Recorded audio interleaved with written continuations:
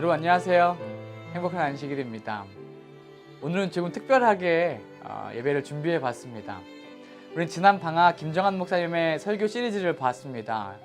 저는 보면서 말씀도 너무 좋았지만 그렇게 이렇게 온라인 환경 속에서 너무나 멋있게 준비하시는 모습을 보면서 한번 해보고 싶다라는 생각이 들기 시작했습니다. 그래서 물론 부족하지만 그 목사님처럼 고퀄은 아니지만 그래도 비슷하게나마 한번 따라해보고 이것이 조금이나마 여러분들에게 예배를 좀 더 집중할 수 있게 하고 도움이 될 수 있다면 해보고 싶었습니다. 그래서 한번 준비해 봤는데요. 어떠신가요? 좀 괜찮으신가요? 좀 어색할 수도 있고 좀 불편할 수도 있겠지만 오늘 한번 같이 해보면 좋을 것 같습니다. 오늘의 본문 말씀은 로마서 7장 14절에서 25절까지입니다. 함께 우리 본문 말씀 먼저 읽고 시작해 보려고 하는데요. 특별히 오늘은 여러분들 정말로 그리워할 만한 목소리로 준비해 왔습니다. 우리 함주희 간사님의 목소리로 우리 함께 눈으로 그리고 같이 들으면서 한번 본문 읽어보도록 하겠습니다. 우리는 율법이 신령한 것인 줄 압니다. 그러나 나는 육정에 매인 존재로서 제 아래에 팔린 몸입니다. 나는 내가 하는 일을 도무지 알 수가 없습니다. 내가 해야겠다고 생각하는 일은 하지 않고 도리어 해서는 안 되겠다고 생각하는 일을 하고 있으니 말입니다. 내가 그런 일을 하면서도 그것을 해서는 안 되겠다고 생각하는 것은 곧 율법이 선하다는 사실에 동의하는 것입니다. 그렇다면 그와 같은 일을 하는 것은 내가 아니라 내 속에 자리를 잡고 있는 죄입니다. 나는 내 속에, 곧 내 육신 속에 선한 것이 깃들어 있지 않다는 것을 압니다. 나는 선을 행하려는 의지는 있으나 그것을 실행하지는 않으니 말입니다. 나는 원하는 선한 일은 하지 않고 도리어 원하지 않는 악한 일을 합니다.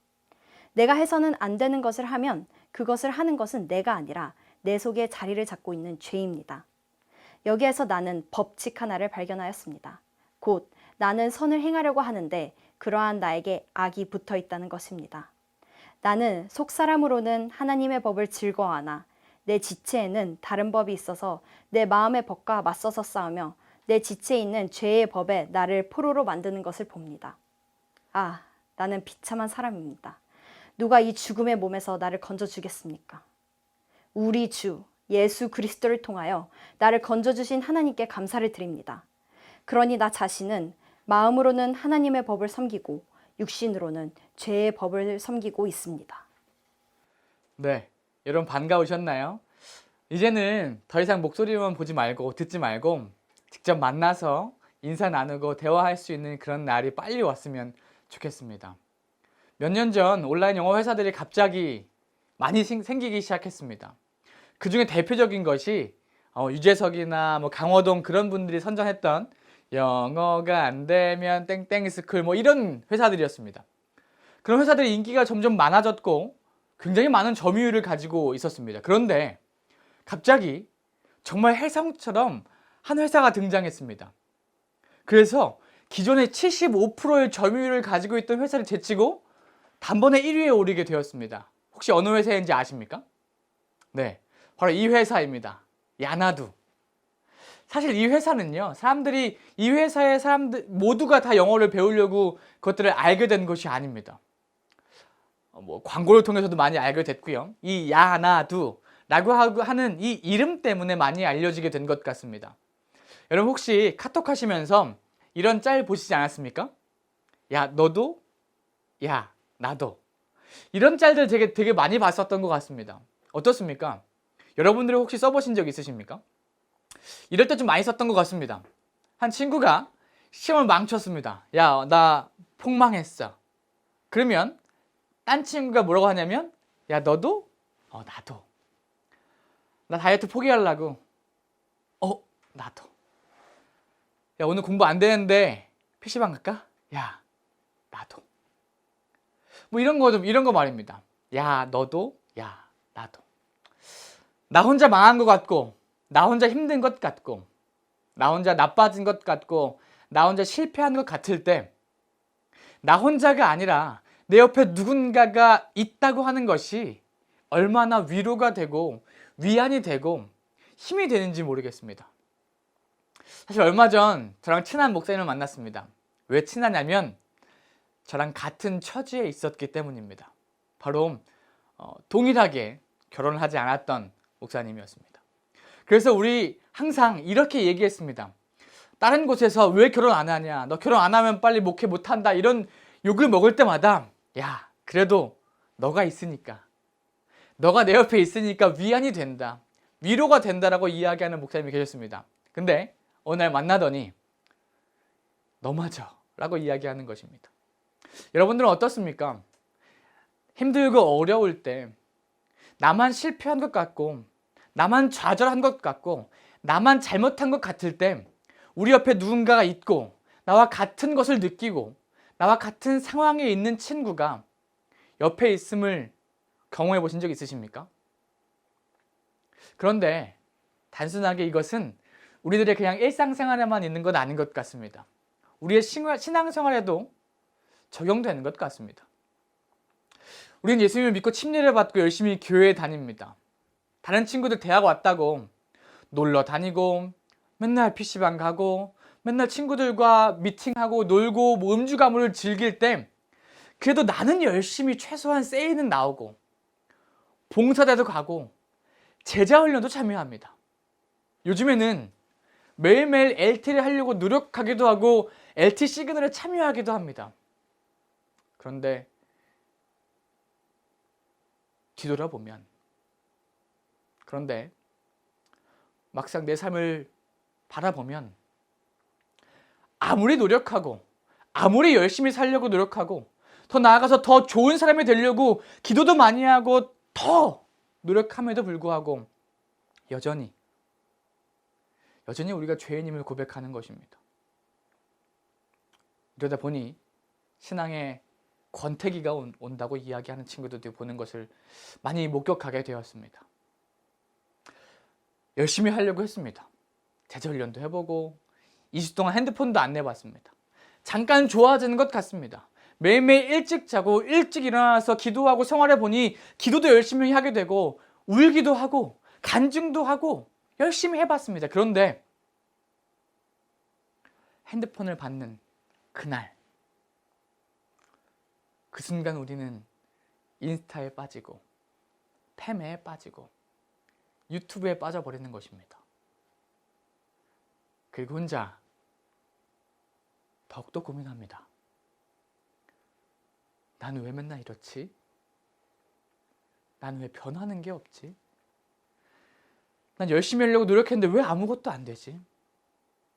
나 리더도 하고 팀장도 하고 나 코디인데, 나 전도사인데, 나 모태교인인데, 나 삼류학교 출신인데, 나 예전에 종교부 임원이었는데. 혹시 이런 생각 해보신 분 안 계십니까? 혹 지금 이 순간 이 영상을 보고 있는 이 순간 여러분들 마음속은 괜찮으십니까?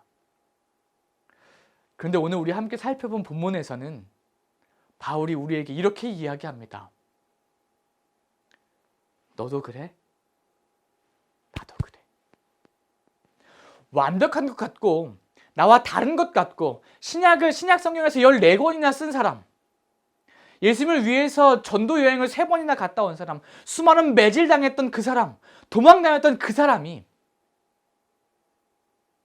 이야기하는 것입니다. 너도 좌절했니? 너도 혹시 오늘 죄에 쓰러졌니? 혹시 너만 그렇다고 생각하니? 나도 그래 라고 말입니다. 본문 15절에 이렇게 기록합니다. 나는 내가 하는 일을 도무지 알 수가 없습니다. 내가 해야겠다고 생각하는 일은 하지 않고 도리어 해서는 안 되겠다고 생각하는 일을 하고 있으니 말입니다. 19절입니다. 나는 내가 원하는 선한 일은 하지 않고 도리어 원하지 않는 악한 일을 합니다. 내가 하고 있는 일을 도무지 모르겠습니다. 매번 말씀 읽고 기도하는데, 열심히 더 좋은 그리스도인으로 살아야 하는데, 다른 사람한테 화내지 않고 전도해야 하는데, 그런데 안 되는 것입니다. 원하는 걸 선인데 원하지 않는, 하지 말아야 되는 악한 일들만 내 삶 속에 많아지는 것입니다. 그런데 너무나 감사한 건 그 바울도, 그 대단해 보이는 그 바울도, 사도 바울이라고 하는 그분도 우리와 똑같은 기분이라고 하는 사실입니다. 좀 위로가 되지 않으십니까? 사실 저는 이 말씀을 준비하면서 너무나 감사했습니다. 저는 목사로 살아가고 있지만 로마서를 읽을 때마다 찔렸고 피하고 싶었습니다. 부담스러웠습니다. 왜냐하면 나는 이 로마서에 나와 있는 이 말씀처럼 못 사는데, 율법에 믿음으로 말미암는 의에, 내 행동에 자랑할 것이 아무것도 없는데 그렇게 살라고 이야기해야 되는 것입니다. 더 좋은 것이 있다고 소개해야 되는 것입니다. 예수님을 전파하고 예수님의 이야기를 전 세계에 나누었던 그 바울을, 대단해 보이지만 저와 전혀 다른 사람 같이 보였습니다. 그런데 오늘 이 본문에서 그 바울이 나와 같은 심정이라고 하는 것이 한편으로는 부끄러웠지만 한편으로는 참 위로가 되는 것입니다. 너도 그래? 나도 그래. 여러분, 많이 힘들고 쓰러졌다고 좌절하고 계십니까? 하나님께 멀리 떨어져 왔다고, 난 더 이상 더러워서, 난 더 이상 멀리 와서 하나님께 갈 수 없다고 생각하십니까? 매일매일 죄에 빠져 있다고 생각하십니까? 감사한 것은 바울도, 그리고 여러분 앞에 설교하고 있는 저도 똑같다고 하는 사실입니다. 근데 바울은 여기서 끝나지 않습니다. 바울은 그저 너와 나 똑같은 기분이야, 똑같은 상황이야 해서 만족하지 않습니다. 무엇인가 한 발 더 나아가서 우리에게 무엇인가를 알려주고 싶어 합니다. 너 힘들지? 그래, 우리는 어쩔 수 없이 죄인이야. 어쩔 수 없어. 그냥 그렇게 살아가야 돼 라고 이야기하는 것이 아닙니다. 21절입니다. 여기에서 나는 법칙 하나를 발견하였습니다. 곧 나는 선을 행하려고 하는데 그러한 나에게 악이 붙어 있다는 것입니다. 17절. 그렇다면 그와 같은 일을 하는 것은 내가 아니라 내 속에 자리를 잡고 있는 죄입니다. 20절. 내가 해서는 안 되는 것들을 하면 그것을 하는 것은 내가 아니라 내 속에 자리를 잡고 있는 죄입니다. 그렇습니다, 여러분. 우리 마음대로 되지 않는 것은 바로 이 죄 때문인 것입니다. 우리가 아무리 발버둥치고 아무리 벗어나려 해도 안 되는 이유가 바로 이 죄 때문이라고 하는 것입니다. 지금 그는 이것을 변명하려고 하는 것이 아닙니다. 나 제대로 못 사는 거 죄 때문이야, 그러니까 난 괜찮아라고 이야기하는 것이 아닙니다. 우리가 아무리 노력해도 죄된 존재일 수밖에 없음을 고백하고 있는 것입니다. 이 고백은, 내가 죄인임을, 나는 아무리 노력해도 벗어날 수 없음을 고백하는 이 고백은 우리를 비참하게 만드는 것이 아닙니다. 아무것도 할 수 없고 그냥 죄 짓고 살아야지라고 이야기하는 것이 아닙니다. 중요한 것은, 바라봐야 할 것은 그 죄 속에서 지금 바울은 절망과 탄식, 즉 죄에 대해서 애통하는 마음을 갖고 산다는 것입니다. 왜 이것이 중요할까요? 왜냐하면 신앙이 없다면 이런 절망과 탄식을 느끼지 못하기 때문입니다. 성령을 느끼는 사람들만 경험할 수 있는 그 애통한 마음이기 때문입니다. 이 마음의 절망과 탄식을 우리가 여전히 그리스도 안에 있음을, 그리스도의 자녀임을 증명해주는 증거가 되는 것입니다. 때로 우리는 오해할 때가 있습니다. 내가 너무나 많이 하는 게 멀어져 있는 것 같아. 요즘 내 신앙은 무너져 있는 것 같아. 나 아무리 말씀 듣고 좋은 찬양 들어도 은혜가 안 생겨. 나 진짜 너무 많이 멀어졌어 라고 말합니다. 그런데 그 마음은 여러분의 마음속에 이미 성령이 함께 하시기 때문에 드는 마음이라고 하는 것입니다. 사실 몇 년 전 저는 완전히 신앙을 떠나기로 결심했습니다.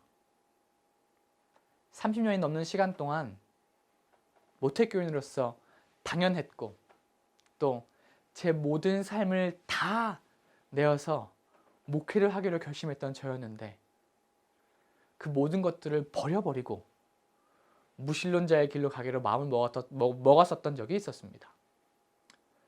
그렇게 마음 먹고 첫 번째 돌아오는 안식일을 맞이했습니다.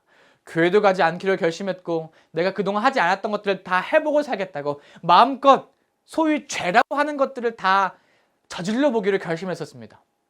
마음이 조금 찔리는 것입니다. 아, 나 교회 안 가도 될까? 나 이렇게 밖에 나가서 놀아도 될까? 이렇게 살아도 될까를 고민했었습니다. 그런데 그렇게 몇 주가 지났습니다. 엄청난 변화가 생기기 시작했습니다. 어떠한 변화였냐면 아무것도 안 하는, 교회도 안 가고 부담도 없고 아무것도 없는 그 토요일이 너무나 기다려지는 것입니다.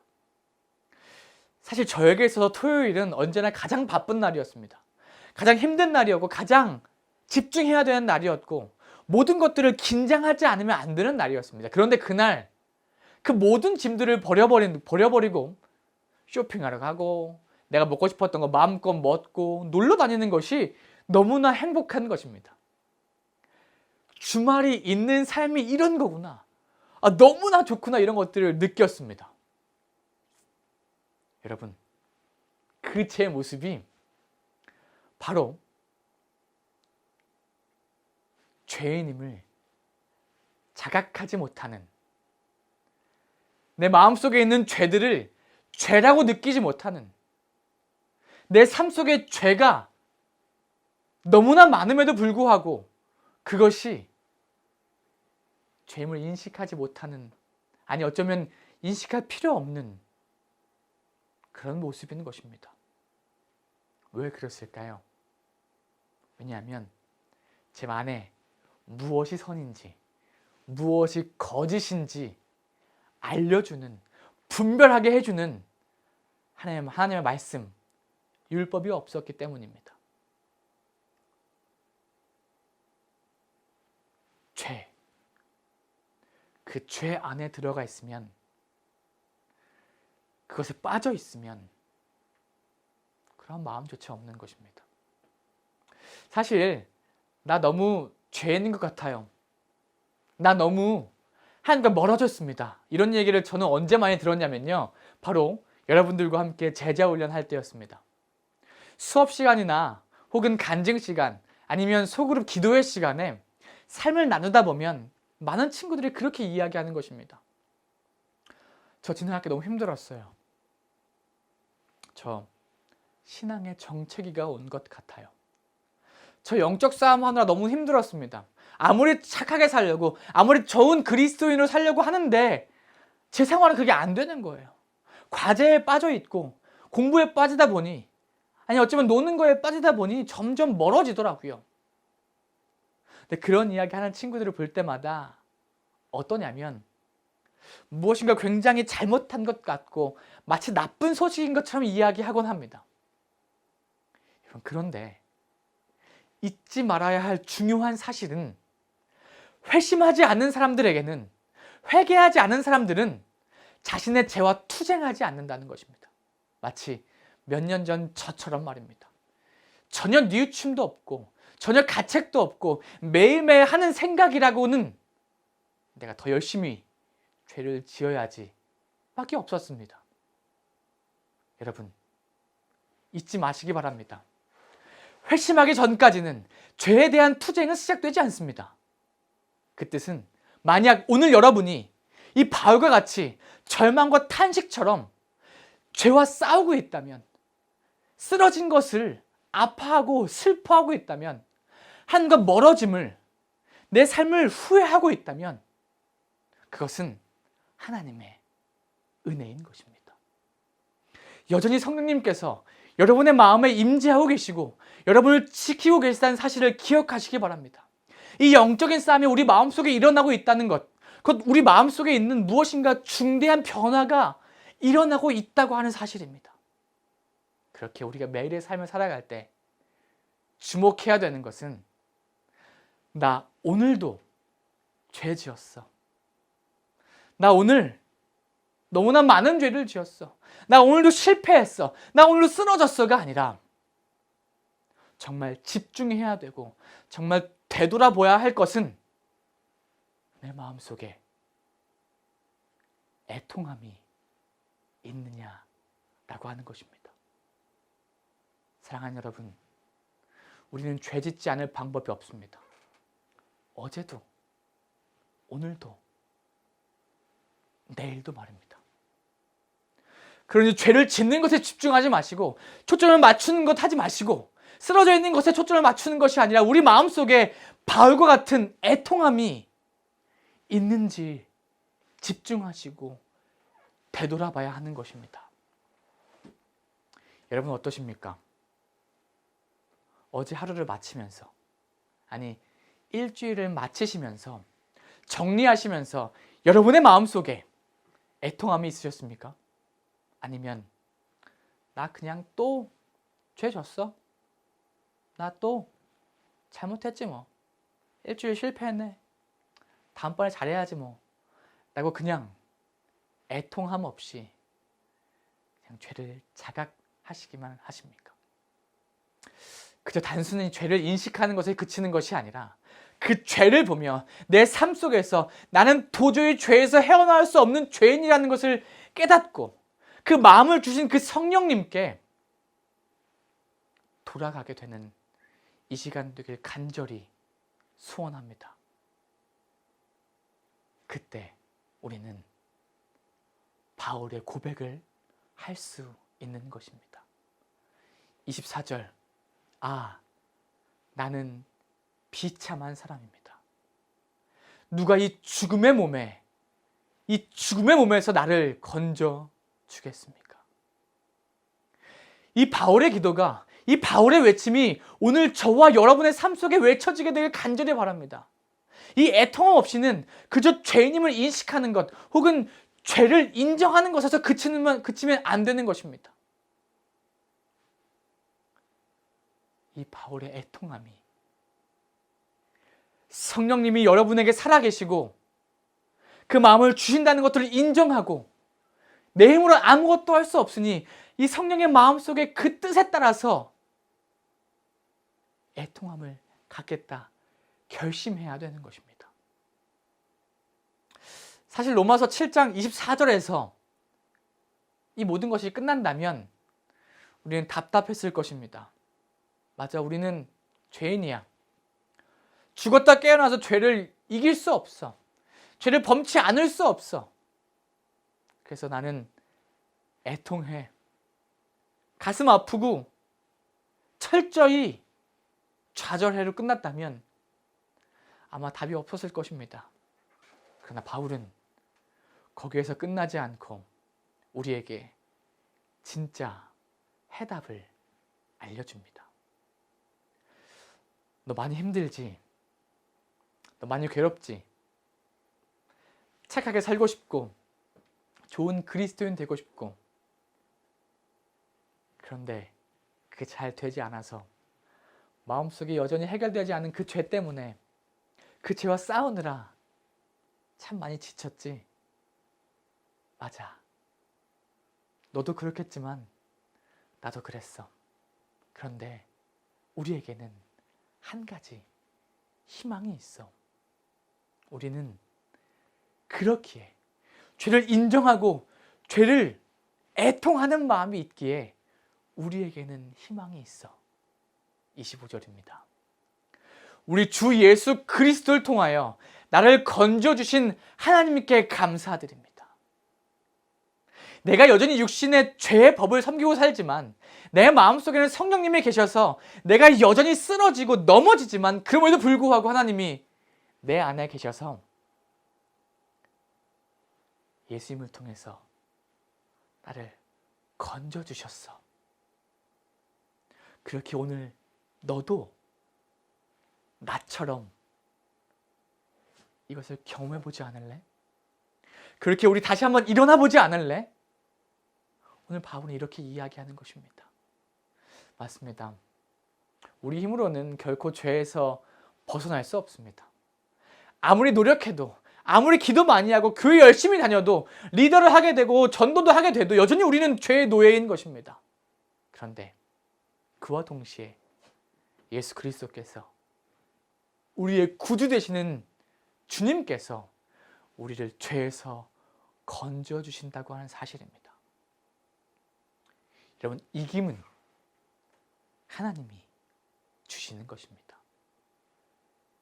그리스도를 통해서 승리를 경험하고 마음으로 하나님의 법을 섬기고 따르려고 하는 것이 중요하다고 하는 사실입니다.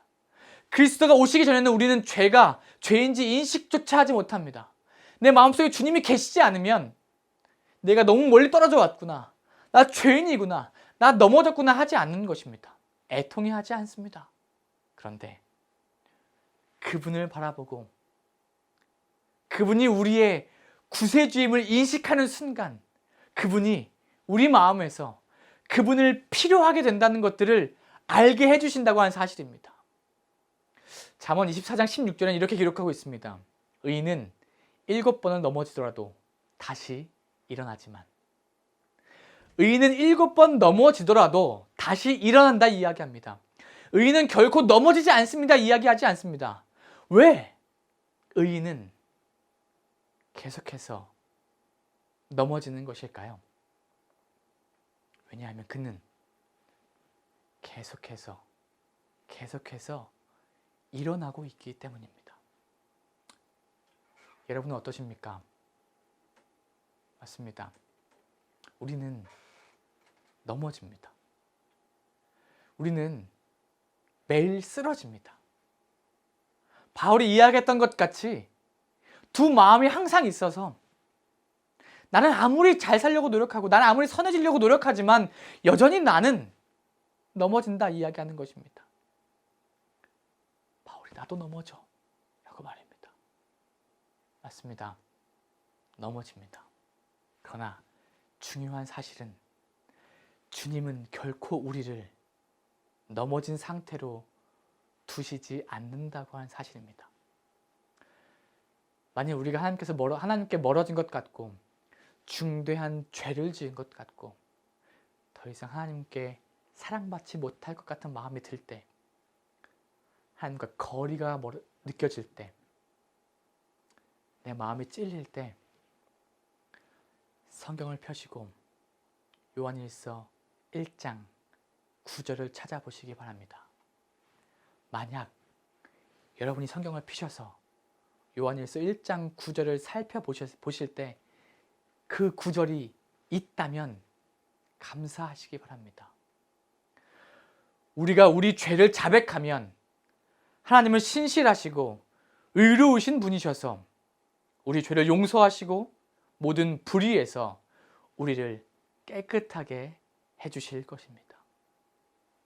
우리가 죄를 자백하면, 우리가 회개하면, 우리가 마음에 찔려서 돌아오기를 결심만 하면, 우리가 성경을 펼쳐서 요한일서 1장 9절을 읽으면 우리는 깨끗하게 된다 이야기하십니다. 이 말씀은 언제나 변함없이 저와 여러분의 성경책에 기록되어 있을 것입니다. 요한일서 1장 9절이 우리 삶에 도움을 주지 못하는 경우는 우리가 성경을 찾아서 읽지 않을 때일 것입니다. 넘어진 채로 있기로 결심할 때인 것입니다. 이것이 바로 사단이 우리에게 원하는 것입니다. 그는 우리가 계속 쓰러져 있길 바랍니다. 우리가 다시 일어나지 않게 되기를 기대하고 있습니다. 그래서 끊임없이 우리한테 이야기합니다. 거봐, 너 또 넘어졌잖아. 어차피 안 돼. 왜 또 일어나려고 해? 너 지금 일어나도 내일 넘어질 건데 왜 그렇게 아픈 짓을 골라서 해? 너 율법 절대 못 지켜. 절대 불가능한 일이야. 언제까지 일어날 건데? 언제까지 그렇게 아파만 할 건데? 언제까지 애통할 건데? 이제 그냥 포기해. 이제 그냥 누워서 쉬어. 네 꼴을 봐. 너 진흙투성이야. 너 너무 더러워서 더 이상 깨끗해질 수 없어. 그걸로 하나님한테 간다면 절대로 하나님은 널 사랑해주지 않을 거야 라고 이야기합니다. 그러나 만약 우리가 그분을 바라보고 일어난다면, 다시 일어나는 일을 멈추지 않는다면, 바울이 그러했던 것처럼 우리의 마음속에 드디어 죄를 미워하는 마음, 죄를 더 이상 짓고 싶지 않아 하는 마음, 그리고 더 높은 것을 바라보고 싶어하는 마음을 심어주실 것입니다. 그리고 결국 우리들의 그 죄를 사랑하는 마음이 깨어지고, 나는 공고한 사람입니다, 나는 죄인입니다, 그래서 나를 건져줄 분은 당신뿐입니다, 고백하게 될 것입니다. 사랑하는 세이교회 청년 여러분, 혹시 지금 이 예배 시간에 포기하고 싶은 유혹에 직면에 있으신 분 안 계시는지요? 아무리 주변을 둘러봐도 아무것도 없는 것 같고, 나만 아픔과 슬픔과 좌절을 겪고 있는 것 같으신 분 혹시 안 계십니까? 왜 나는 매번 이렇게 넘어지는 걸까? 왜 나는 이렇게 흙탕물 속에서 허우적대는 걸까?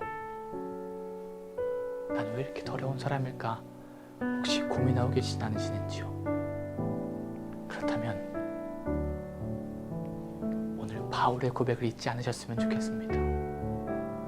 사도 바울이 이야기합니다. 나도 그렇다고 말입니다. 저도 몇 년 전 저도 그러했습니다. 그런데 바울에게 그러하셨던 것처럼, 저에게 그러하셨던 것처럼 오늘 여러분의 마음속에 계신 성령님이 이야기하십니다. 포기하지 마. 그리고 우리 다시 일어나 보자 말입니다. 사랑하는 여러분, 저도 그러했습니다. 저도 실패하고 좌절하고 쓰러졌었습니다. 사도 바울도 마찬가지고, 우리가 알고 있는 모든 신앙을 하는 사람들이 그렇게 쓰러졌습니다. 그러나 우리에게 희망이 있는 것, 그럼에도 불구하고 우리를 포기하지 않으시는 그분이 다시 일어나자 이야기하고 계시다고 하는 사실입니다. 우리가 죄인임을 인정하고 주님께 돌아오기를 결심만 하면 그분이 다시 일으켜 주시겠다 이야기합니다. 그리고 결국엔 더 이상 죄가 없고 아픔이 없고 슬픔이 없는 그곳으로 함께 가자 이야기하십니다. 쓰러져 있다면, 넘어져 있다면 멈추지 마시고, 혼자 외로이 있다면 가슴 아파하지 마시고,